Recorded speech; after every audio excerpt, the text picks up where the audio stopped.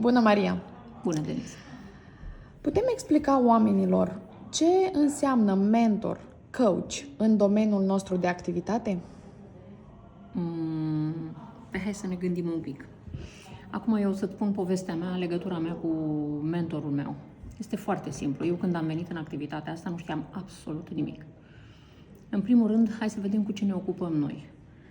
Pe lângă profesia de jurist, eu am devenit constructor de rețele de consum pentru un producător. Asta este, în momentul ăsta, meseria mea. Constructor de rețele de consum pentru producătorul lemnului. Când am venit eu aici în lumea asta, ce știam eu să fac din toate lucrurile pe care le fac acum? Ce aș fi știut eu să fac dacă nu aș fi avut un mentor?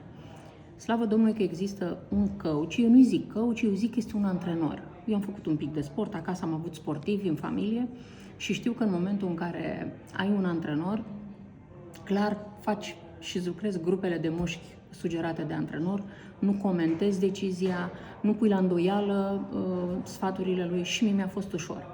Îndrumătorul m-a luat ușurel, era cu experiență de 16 ani, deci eu am cumpărat experiența lui de 16 ani fără să plătesc. Am folosit ghilimelele pentru că e singurul loc în care oamenii nu plătesc antrenorul.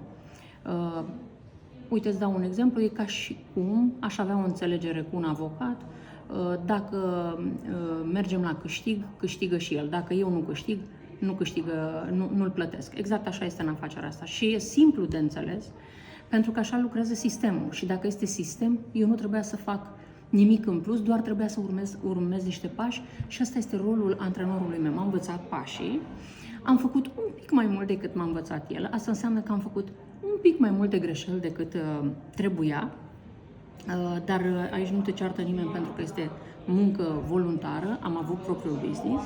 Când îndrumătorul meu, când antrenorul meu și-a dat seama că eu pot să zbor, a zis zboară, puiule, zboară, că eu plec în an sabatic în Tenerife. A plecat când și-a dat seama că eu pot să zbor, am zburat, mi s-au întins aripile în lipsa îndrumătorului și pot să spun că nu mult după ce s-a întors mentorul meu, am atins același nivel în business, fără ca pe el să-l deranjeze, pentru că, de fapt, cel mai mare succes în afacerea asta este succesul partenerilor noștri. Poate că e greu nu cred că e greu de înțeles, e mai mult greu de crezut că există un astfel de mediu, dar da, uite că există. Asta este rolul antrenorului meu și este la fel de important ca mama, e la fel de important ca orice membru din familie implicat în creșterea și dezvoltarea mea. Mulțumesc frumos! Și eu mulțumesc!